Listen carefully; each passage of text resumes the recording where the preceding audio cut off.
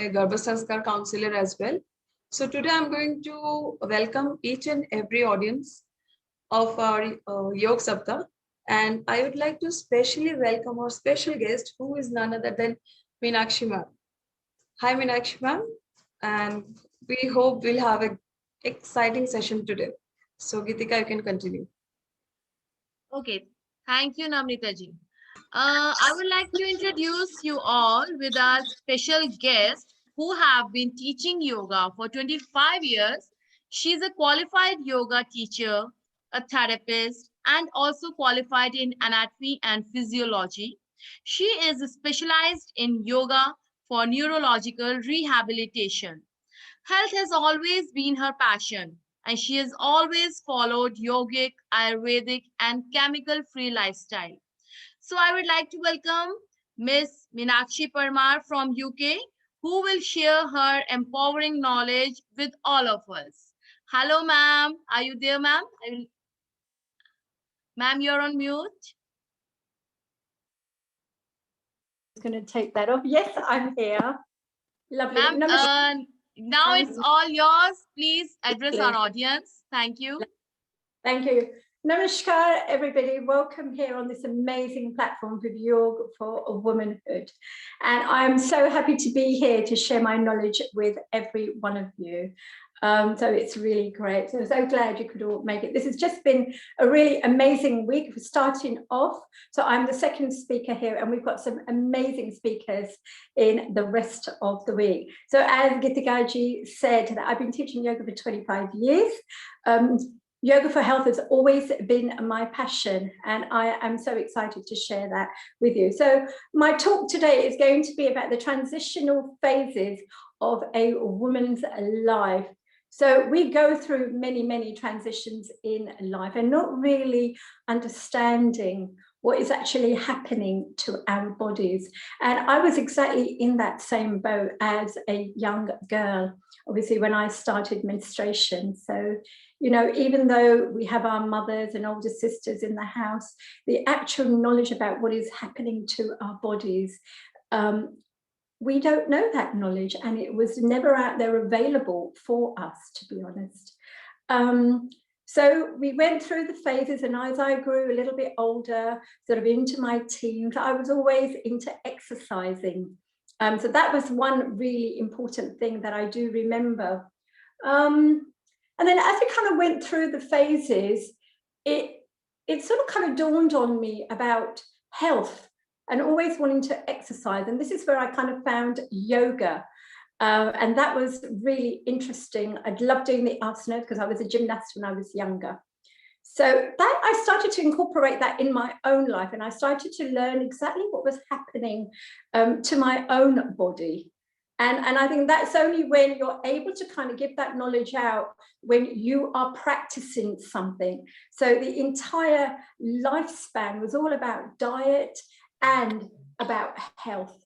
So, and exercise is absolutely paramount. And as we travel to each of these phases, it is really important that we focus very much. What are the 3 forms of become? Yes, ma'am. Become. Okay. There's a little bit of noise there coming in. So it's really important that we kind of focus on diet, which is absolutely paramount. So the teachings and the knowledge of yoga, Ayurveda, and obviously our spiritual path, that's a path that originates from Sanatana Dharma, is so targeted into how we can actually prepare this body for this life on Mother Earth. And you know, we all know that our main role here is transportation of life, birth. We give birth, and that is the primarily most important aspect of our complete existence here on Mother Earth. So as it starts, and yoga gives us the knowledge into how to prepare this body for actually to be able to prepare for birth from a very young age. And if we are that fortunate to have that knowledge within inside of our homes, you know, which I'm sure most of you have had, we are very, very counted, very lucky to have that. So as we travel into life, you know, what we do find, our bodies do change dramatically, and, you know, all aspects of our life. And this is where yoga really helps us to kind of travel through those areas. So diet being one of the most important things. And I think when we mention the word diet, everyone here on this platform can probably link with that how important diet is. But sometimes we don't really understand about diet. So if we look at Ayurveda, in our Indian culture, as we get older and we do get into birthing and become pregnant, we do find that, you know, our elders so encourage us to follow this healthy pathway and on a specific diet that we have.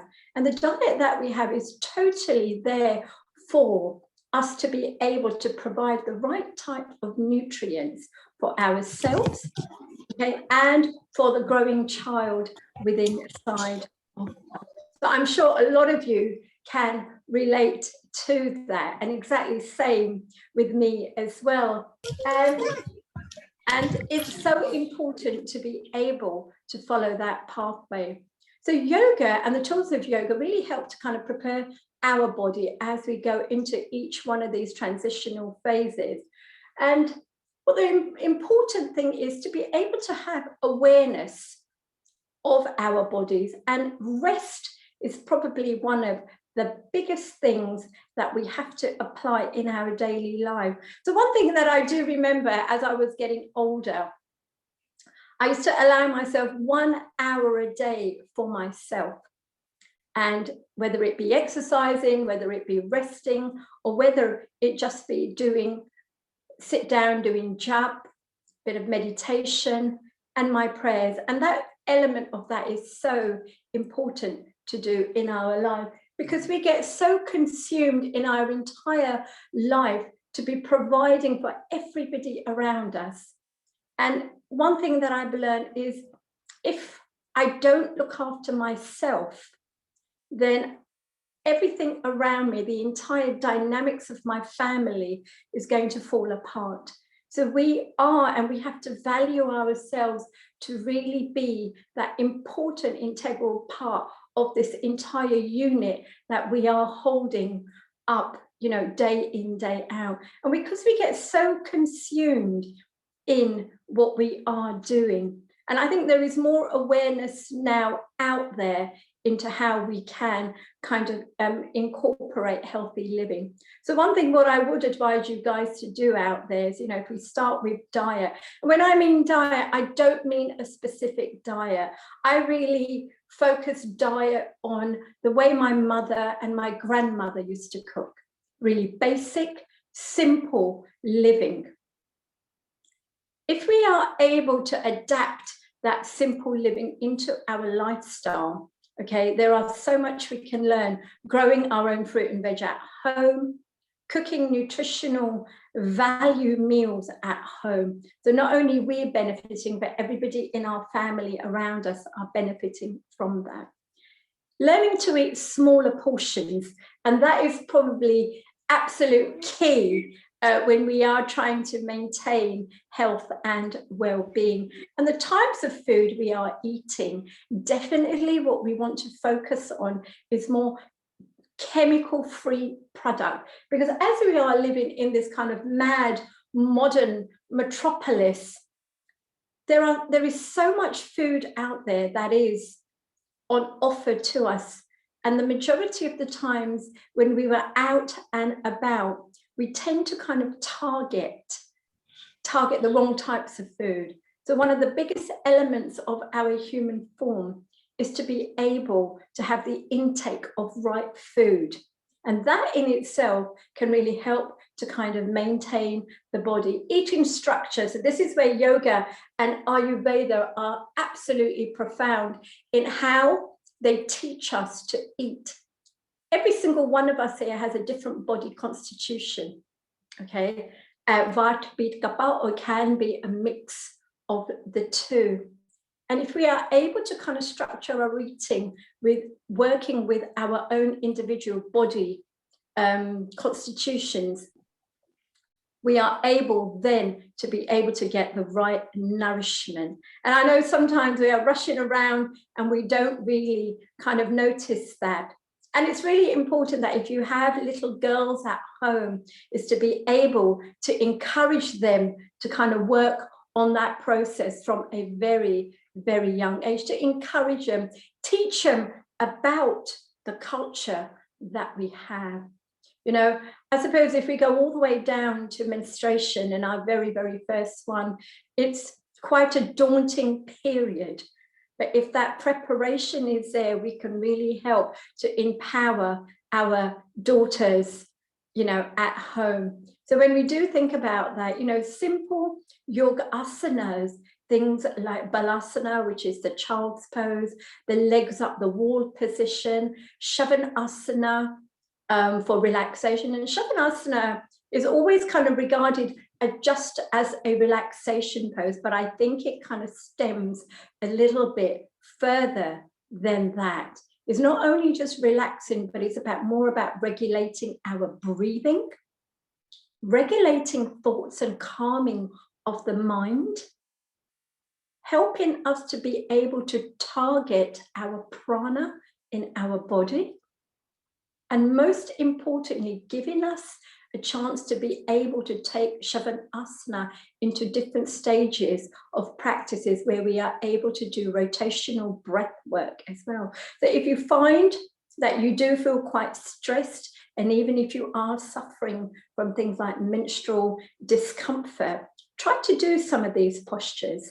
And what you will find, they will bring a huge element of ease and remove that discomfort there. And if you find you do have like younger daughters at home who might be suffering from these issues, then definitely teach them also how to use these simple techniques, and along with the right foods that we are eating. So obviously when we are going through that menstruation stage, we want to try and avoid very sort of high pungent food.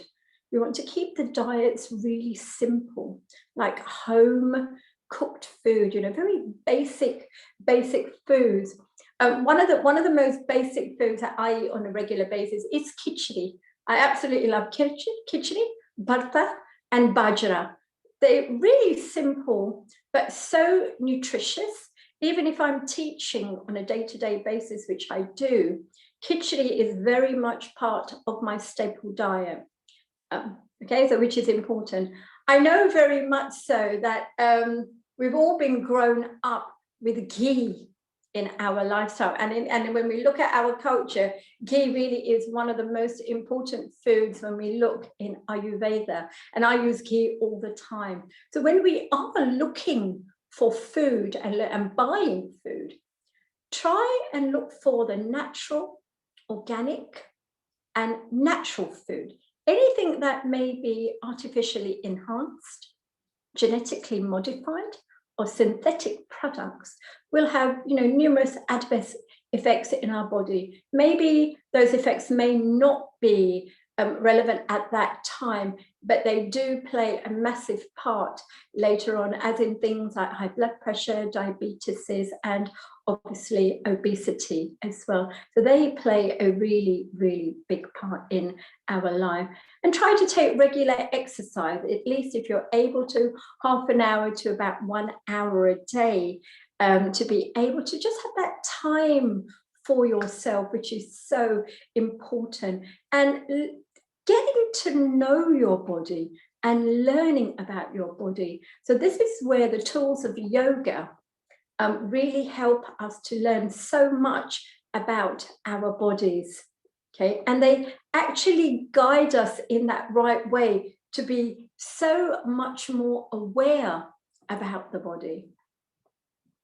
So when we reach up sort of to the mid stage and we're coming up to sort of young woman age and we are ready to prepare for a family, it is absolutely, you know, advisable and really important that we are emotionally ready. And that is very important, very, very important, because to be able to carry a child, to understand the process of being pregnant and going through each trimesters of the pregnancy does have a massive effect on hormonal dysfunction in our bodies, and where we really tend to be battling emotionally with these conditions. Okay? A lot of women at testing time, what you may notice, some of you may have had, may develop conditions like diabetes and high blood pressure. So as we are planning and coming into these phases, it's a great time to have awareness again on the state of our body, because this vehicle that we have, the human body, okay, is totally in preparation for that transportation of life and motherhood, and how we embrace motherhood. Okay. And that level of emotion that are so disrupted at that time, women tend to lose sight of actually what is happening within inside of our bodies. So much to the fact that we don't really understand into how to keep control of all these aspects.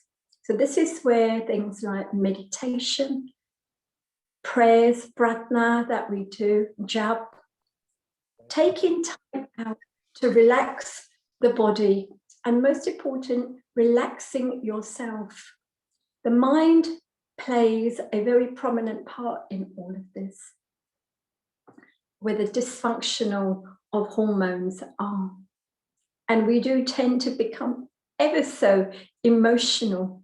And it is, motherhood is a very emotional time, as well as a very endearing time and a very happy time to be able to give life. We don't really recognize our importance and self-worth. And all these aspects are so to do with our journey as we go through life. You know, and this is where a good network support around us is so important to have, to help us guide us through this. And this is done as a family unit to be able to kind of get through these phases. And what we may find in the very early stages, you know, we tend to go off so many different types of food, but at one stage where you may have enjoyed something, as in eating, you know, you probably might not want to eat that. You may, your sense of smell will be so disrupted here as well. So it's able to kind of learn to kind of combat these things, but in a way that you can embrace through the very simple practices. And again, when we come to diet, diet is very important when we are in the early stages of trimester, because we need to be really focusing on the encouragement of the production of milk. We want to be able to focus on our health as well, and we are getting the right amount of nutrients and the vitamins that we need in our body. So this is where a lot of the knowledge from Ayurveda really helps us to keep that diet very simple and very back to basic as intended. And they help us to really flourish. You know, don't at all in any time that when you are going through these stages in life, you know, where we need help, don't be afraid to ask for that help.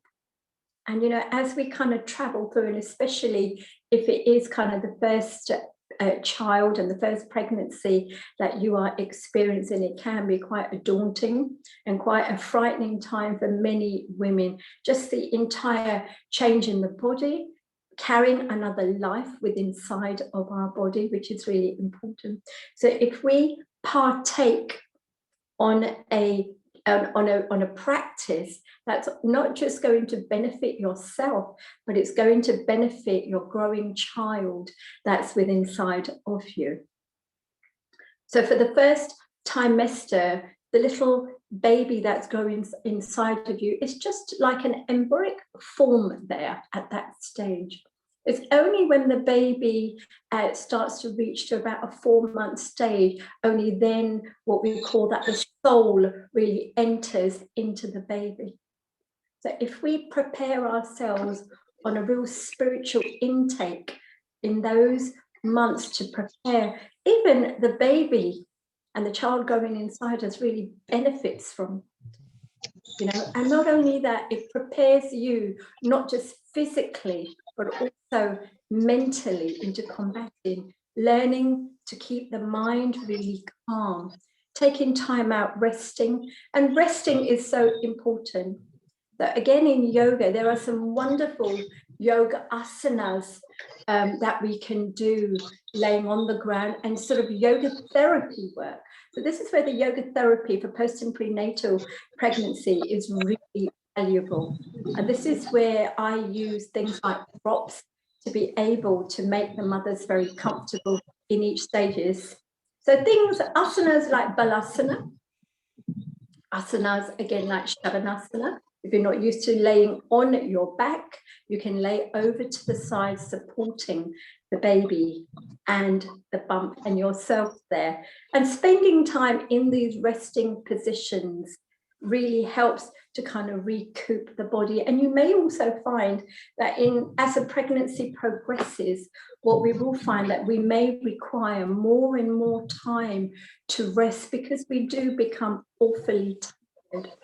Now, as we come sort of further into the mid stage, sort of like into the second trimester, what we do start to notice a massive change in the body. We may notice our skin. Okay, some women tend to kind of break out very much in acne and different types of spots and pimples on the face. Skin may also become a little bit dry. So these, what I use, and I still use to this day, is I swear by coconut oil. And I think that is probably one of the most God-gift products that we have from Ayurveda. I use coconut oil for almost everything, moisturizing, not just the face, but my body. I use it in my hair. And I also use coconut oil in cooking as well. So it's a very versatile product to use. And if you are sourcing coconut oil, make sure you are sourcing kind of cold pressed, sort of organic products to really help to kind of combat that. And what you may also find as you kind of get into that mid-trimester, our diets may change again, you know, cravings may occur, you know, mood swings may increase there. And this is, again, where the relaxing positions of yoga really help. And most importantly, pranayama. Pranayama is one of the most basic practices we can do. And if we are able to kind of grasp some of these practices, they are so valuable for us. And if you're not very knowledgeable on pranayama, just to start off with the basic of Mahat Pranayama, where we are focusing on the diaphragmatic breathing, which is long, deep breathing. You can sit quietly. You don't have to do anything. Begin to observe that breath. Try not to put too much force into the actual action of that breath. You want to be able to work with a passive breath and awareness. And once you just sit quietly and you kind of close your eyes, the awareness will start to travel inwards. And once you start to do that inward journey, you will start to notice and feel things about your body that normally on a day-to-day basis you may not have been aware of. And once you begin to do this, you will automatically see that whatever emotional discomforts that you may have had in your mind, they will slowly start to subside. But this is something that has to be done slowly, every day, and to prepare.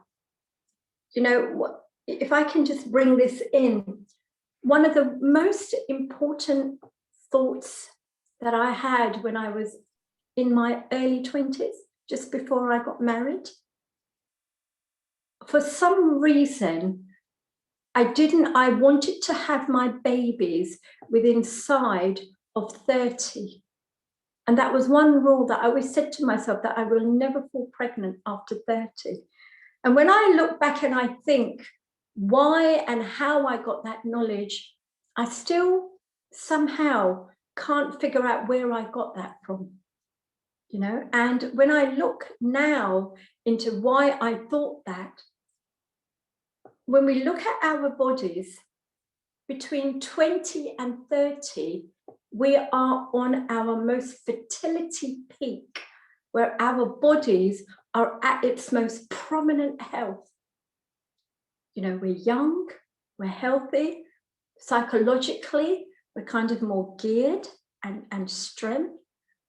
And at that stage of having your babies, it helps you to kind of overcome the stresses of maybe one pregnancy or multiple pregnancies by the time we reach to the age of 30. Now, I'm not saying that all women should have their babies by 30. You know, we live in modern society, and I do very well see out there that for most women nowadays, that is definitely not achievable.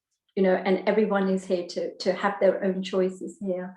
But what I'm trying to explain here is the experiences that I've had, what actually geared me to kind of give advice to women about their health. And it was about this. And the reason why that prominence of having the children within inside of that 30 span, it gives us so much time to recover. And after each pregnancy we have, it's absolutely paramount that we lose the weight of baby and pregnancy number 1 before we dive into baby number 2. Now, I had my children, 2 children, both on the same day, 1 year apart. So literally 9 months difference. My children the same day. I think there was just about 6 to 8 week difference, but they share the same day. And because I was in that mode of being pregnant, breastfeeding, and what I found, it was difficult, don't get me wrong. I also had, I could feel myself, emotionally, very emotional, weepy. But what I did find is once I had both of my children, the phase after that did start to become easier. And, it is not quite as clear as that. Many women out there, we lose pregnancies, we go through miscarriages, myself as well, one before my children and one after. So, these things happen. And sometimes the understanding of these things of when they're happening, we can't quite grasp that. But what I will say, that things do get better. They really do. And it makes us more stronger. And just at that time of being in between the 1st to the 3rd trimester, it is such an empowering time for a woman, and such a nurturing time for that woman. And we should be embracing just that period of motherhood with open arms, because there's a lot of women out there, unfortunately, who are not able to experience motherhood. My heart really goes out to them all. And because that is the complete nature of our existence, for us to be able to experience that, it's so absolutely paramount and really, really important. And it is that nurturing and that unconditional love that helps us to kind of carry us through. There are so many derogatory things, women talk about being pregnant, and I agree to a certain level, but this is all part and partake about why we were chosen to be able to do this most amazing job of giving life. So when we look at just the physical localities of giving birth and being pregnant, underneath lays a far more prevalent area of our emotions. and how to be able to learn to kind of combat them. And it's that having that inner peace. And this is where our spiritual pathway really, really does help us to be able to travel through those times, along with the right types of food as well that are incorporated. And what we may find within these periods, we may not be able to eat larger meals, but we may be picking at every single time. And what I say to women is, however you feel that you need to eat, as long as you are getting regular nourishment, it's fine in how the intake of food is occurring. Try not to eat large, heavy meals, because even though in that state of being in either one of the trimesters, one can feel a little bit bloated there as well, you know. And as we move on to the third trimester, things become pretty uncomfortable, as we know. And again, as we are reaching into the last 3 months of that stage, at that sort of time, you know, birth can happen almost at any time. Sometimes it can be on a premature level, and, you know, women are sometimes forced to kind of have the babies earlier, just through the changing of her body, and just to when the baby is ready, to be quite honest, okay? And also, some women can be awfully late in that period, okay? But it's important just to be able to stay really focused and rest. Again, no hard and fast rule, but when we actually come to the time of birth, it can be quite an unnerving thing, especially if it's your first, because for one, you don't know what's going to happen. So all the experiences there, what you're going to be feeling, the discomfort, can be quite daunting. And if you've already had one, then you know what you're in for. So it's kind of one of the two evils there, isn't it, realistically, either way when we look at that. But still, again, you know, breathing and focusing on how we control that breath. So what I do, I've accompanied quite a few women on their births just to teach them how to breathe and how to kind of stay focused. And some of the yogic postures that I use in yoga, so something like deep squatting positions of malasana, slightly restored a little bit for the mother. And they are so prevalent. As long as we are in the upright position, what you will find, gravity will do its work. And that is so important there. And again, with breathing, we are working on more slow, panting breathing, especially at the time of when we're feeling that discomfort with the contractions. And it is so important to pant rather than push, and only push when the contractions are actually happening. And if you are able to use the panting at that time, it will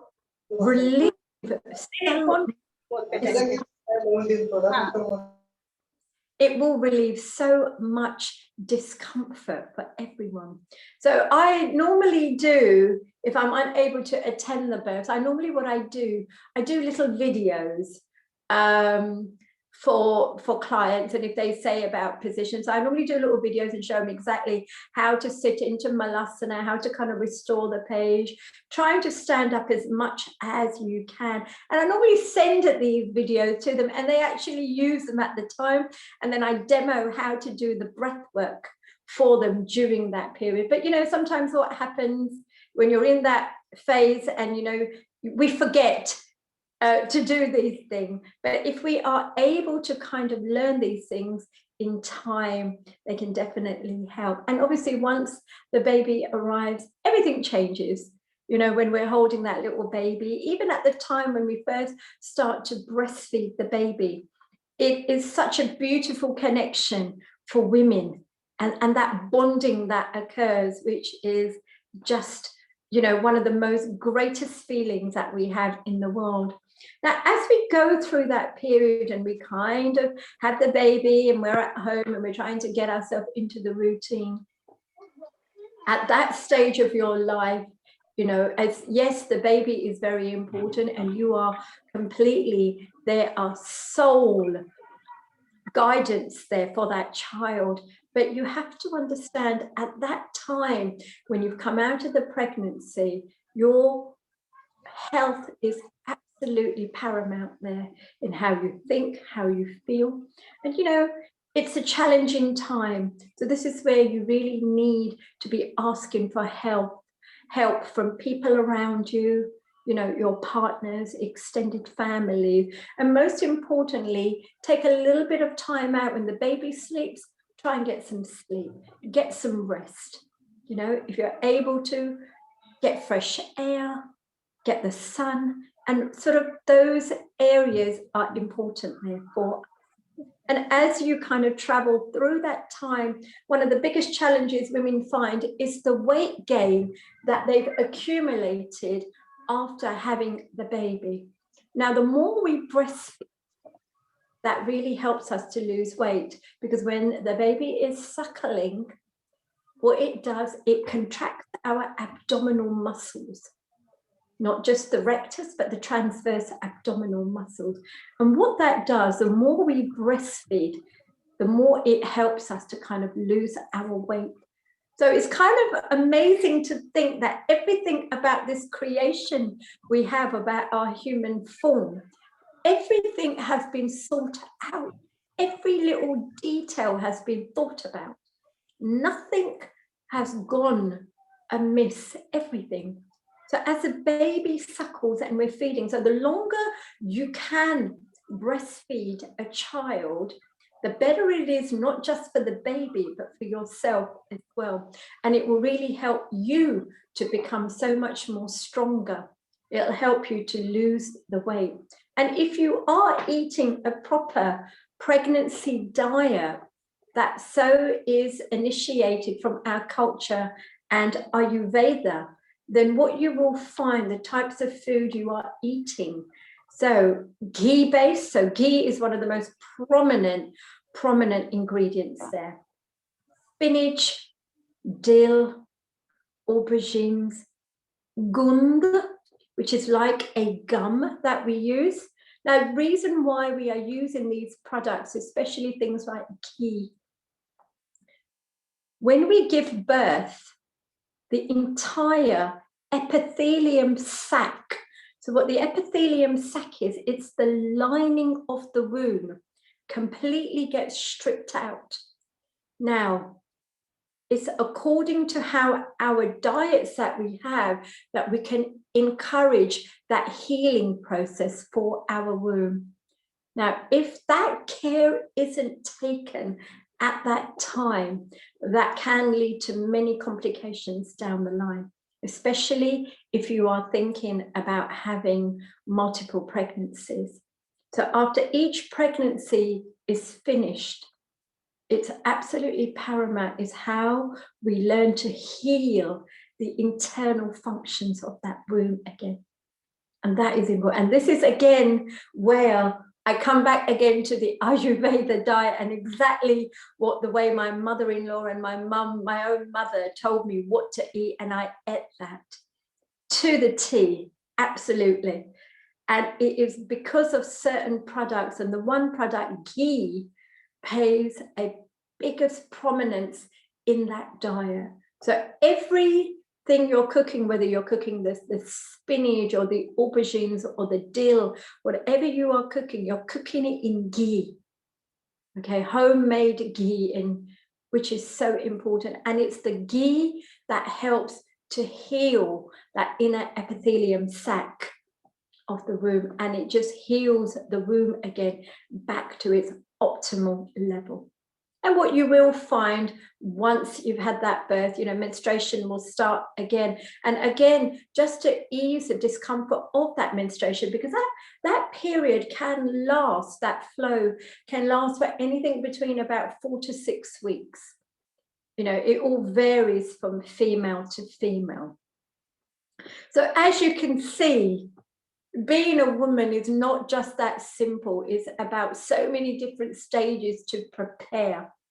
Okay, so many. So once you do prepare after that period and your new baby is growing lovely and he or she is lovely and healthy, which makes you so much more happy and healthy as well, then we can go on to plan baby number 2. Or unless if you were like me, who was in a hurry to get them all done all in one go, that's entirely your choice. But it is a beautiful time of a woman's life.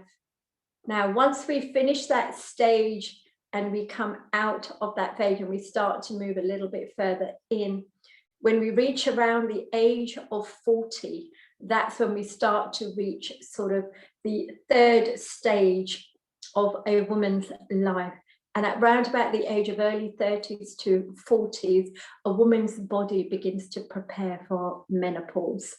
Now, a lot of women don't understand menopause. It comes on quite quickly without the recognition. Now, the reason why each stage has to aid the other one is when we come back to the pregnancy, if we haven't able to eliminate the weight gain in each one of the pregnancies, so if we don't lose weight number 1 from pregnancy 1, we're going to carry that into pregnancy 2. And if we don't lose 1 and 2, we carry that into 3. And then that cycle of pattern will just go on. And that's when what we find that when we get to our late 30s to early 40s, losing weight begins to become a bit of a struggle. Because the body is on autopilot and each system is happening in accordance to the body's natural rhythm. Now, when we carry that weight into our 40s, this is when we really struggle to kind of lose that weight, okay? Because we may not have had that much awareness and preparation from the early stages, okay, sort of from our teens into the 20s, early 20s and 30s. So we kind of carry that then into coming into our late 30s, into early 40s. Now, as we travel further and further into premenopausal stage, there the symptoms are not always evident and they can be so missed. But what you may notice is texture of skin will definitely change. Okay, suppleness will start to go, wrinkles will definitely start to increase there, and just the buoyancy of that skin may just begin to kind of demise a little bit there. Okay, so this is still important there that our diets are important. So we want to eat foods that are rich in natural oils, so nuts, avocados, fruits, vegetables, berries, okay? Also continue to take the ghee. But when you are taking the ghee, make sure you're using it in smaller quantities. So this is when the age of 40-ish, when we start to notice a lot of things, we might start to notice a little bit of weight around the belly region. Love handles, as we call them, it's had a little bit more weight around the waist region. And this is when I think women tend to really panic a little bit. But again, it's still not too late. We can bring these changes in. And also, as in terms of health, things like underactive thyroids may be kicking in. Weight problems may be kicking in. So this is where that level of life, we really, really need to be very, very careful there. Because as we start to develop into perimenopause, the hormone disruption again is begin to be disrupted a lot.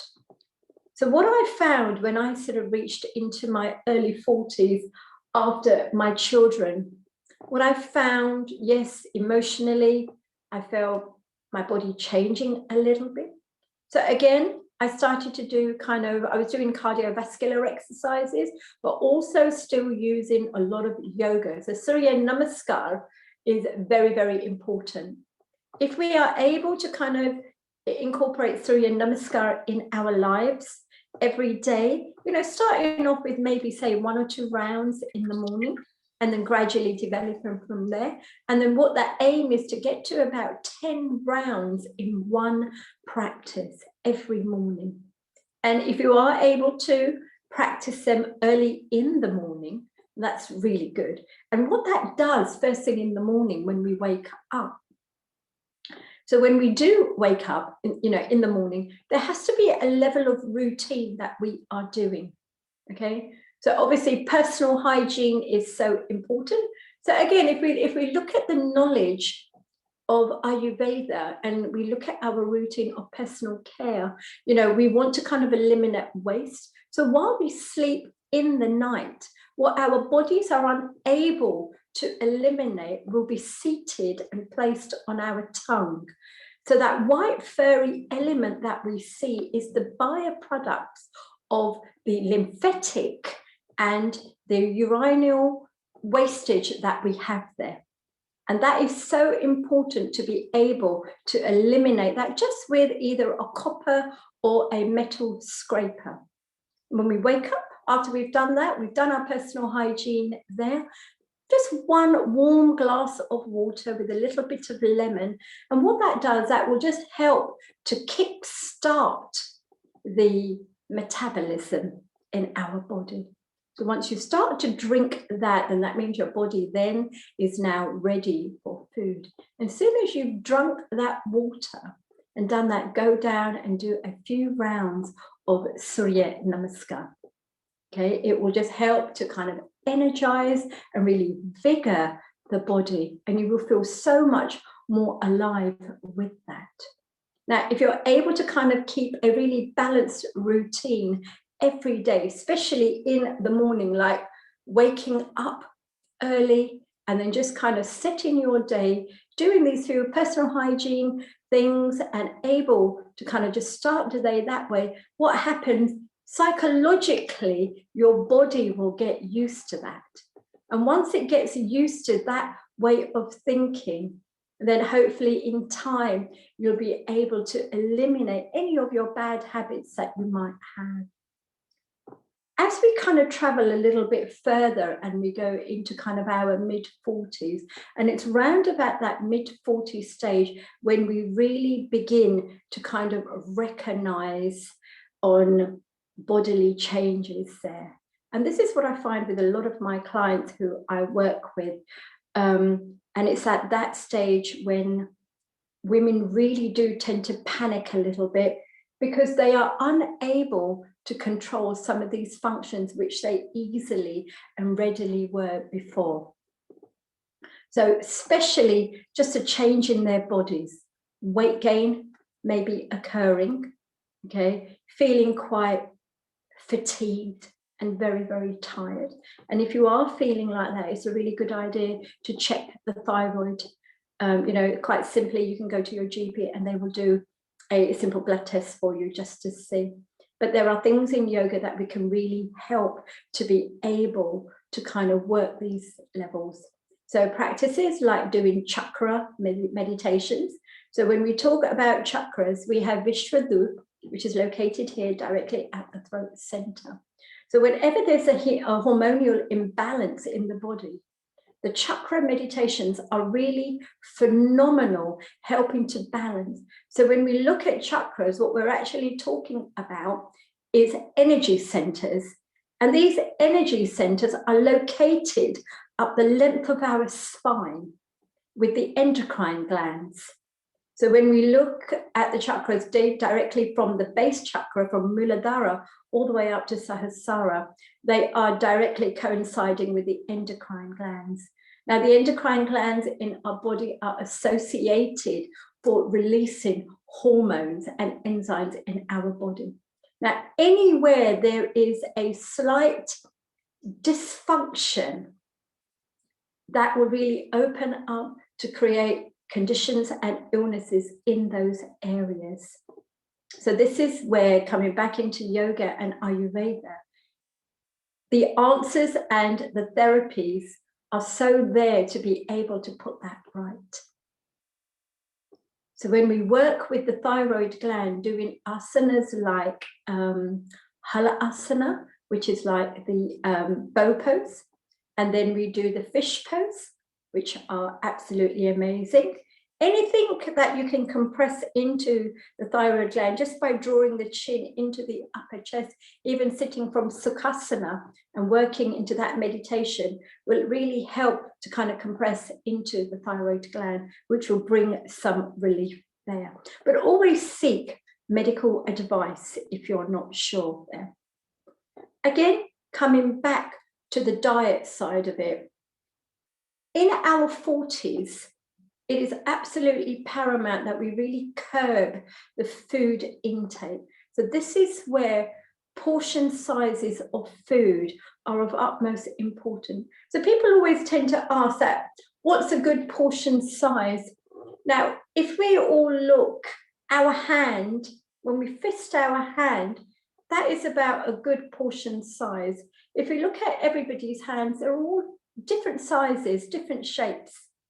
So our own hand is a brilliant measurement for your food intake on each meal. So a lot of people laugh when I say this, because they look at their hand and they think, oh my God, that's so, less amount of food. But when we look at food, we really don't need as much food as we think we need. And this is one of the biggest keys in the Western world, is about people eat with their eyes rather than what their body is able to sustain. And this is where that is so important. We need to look at food as a life source. So we don't live to eat, we eat to live. And if we're able to understand that concept, then we are able to eliminate almost every condition that the human body can ever face. And that is, so always think about your diet. If you don't combat that diet with inside of that 40-ish age group, then remember, when we get to the 50 stage, it just becomes like a downhill struggle for women. And generally, when you get to kind of the late 40s into the early 50s, that's when the full-blown menopause will be so much more prevalent. You'll be feeling things like night sweats, definitely mood swings, huge amount of weight gain. And that weight gain is generally targeted more around the midriff area, so the belly, the hips, and the buttocks. And the reason why we carry the most weight around that region is because of the shape of our hips. So our hips are more wider, but narrower.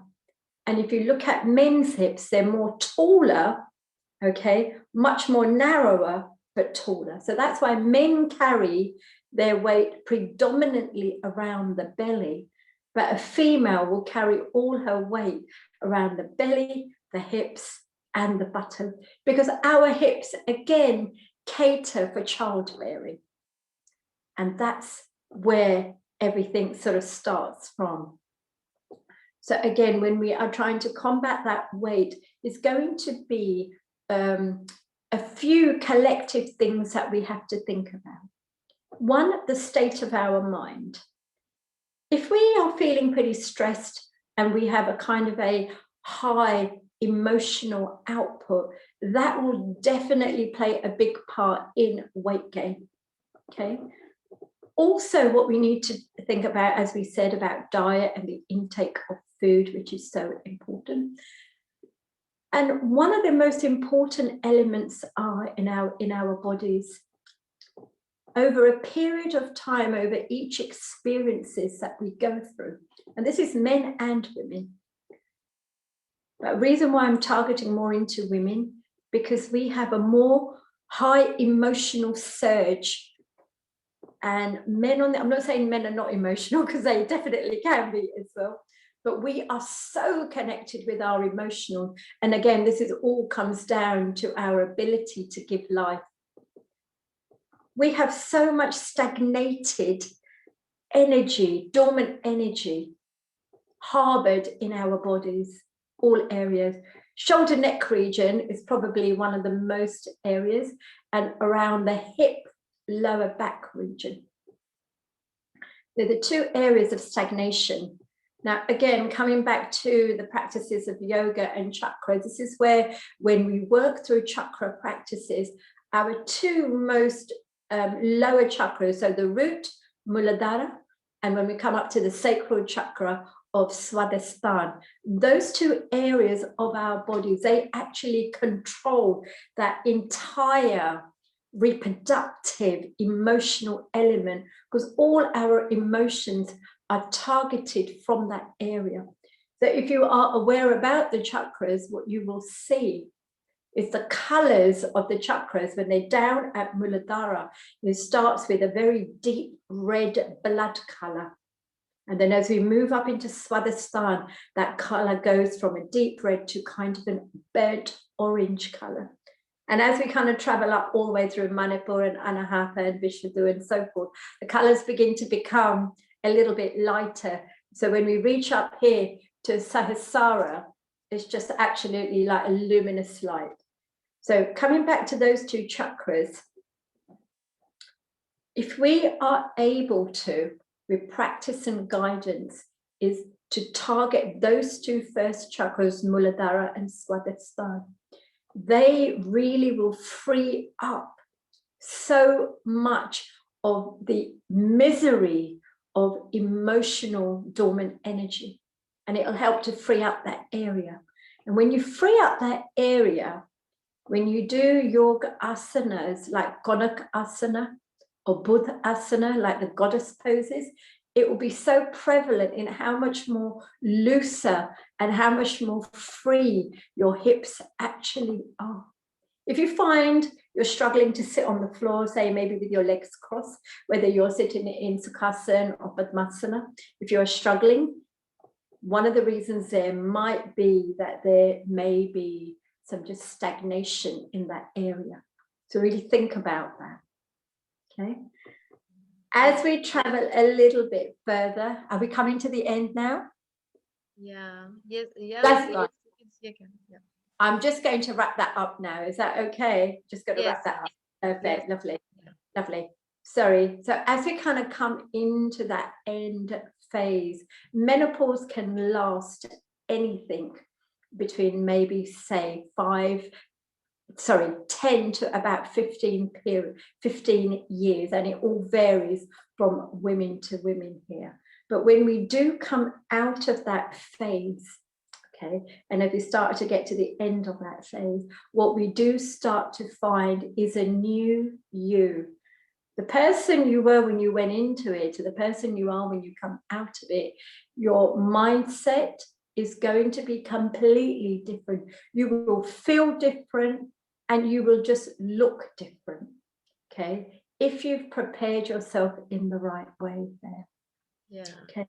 You know, if you've got anybody out there has any questions, please don't hesitate to Yeah, ma'am, I have one question with me. Sure. Yes. Someone from the audience is asking that what is the keyword that you think to start a yoga journey in this busy and hectic life, and especially in the corona period when we are struggling to even survive? You know what? Don't look at corona as a bad thing. I look at corona as a really good thing. So you need to try and eliminate corona as this fear factor that's going on. So that's one thing I would definitely say to everyone. Starting yoga, okay, you know, it's I can help there. I teach every day at 4 o'clock. So that's one thing there. There are so many teachers out there. There are teaching. You've got to open up the net. But what you need to do is to, rather than say, let me find a time to do it, why don't you say to yourself, by changing your mindset, is let me make time. If you start to reverse the way you are thinking, you know, when you say, I'm going to find time, you are already in placing a barrier there. So try not to do that. Try and say, I'm going to make some time. Hop on, open up one of the videos and follow that. And once you start one practice into doing yoga, you will really feel the benefits of that. Yeah. Yes, ma'am. Yes, ma'am. Thank you My so much, ma'am. Thank you so much. Thank you so much for the very valuable information we have got today. And we are really blessed that you shared very nice informations with us. Namrita ji, please say something about it. Thank you so much, Meenakshi ji. no And worries. ghee, Pleasure. I must say that is the secret of your beauty, right? Yeah. Desi ghee and the organic food you were talking about. So I think diet is just phenomenal. Yes, You know, I that say is this, quite important. it's diet is medicine pretty much. So eat your food like you would eat medicine. right. Yes, So ma'am. it was such a lovely session. We came to know so much things from you, and we hope that we'll be having one more session with you very soon. Yeah. Yeah. And Meenakshi ji, thank you so much. When we Thank you. talk about tomorrow's session is with Vijata Arya ma'am. She is the owner of Kayakalp Yoga, Nature Cure Institute, MA in Yoga and Meditation, and specialist in women's problem. So we'll be having ma'am with us tomorrow. And Okay. like today, we'll be having such a lovely session tomorrow as well, I'm sure. No, can't wait for that Yes. as well. Thank you so much for joining us. Thanks all the audience to have a lovely time with us. And we hope everyone will join tomorrow as well for another session. Yes, ma'am. Yes, sure. Thank you, ma'am. Thank you so much, ma'am. Okay. Say everybody. Uh, Thank Thank you so much, Bye-bye. ma'am. Thanks a Bye, lot. ma'am. Bye, everyone. Take Bye-bye. care. And please follow our Facebook page and YouTube channel. And please subscribe the YouTube channel also to get the more information and informative videos. And thank you so much once again. See you all tomorrow. Bye. Till tomorrow. Thank you. Bye. Bye. See you, ma'am. Thank you. Bye-bye. Bye.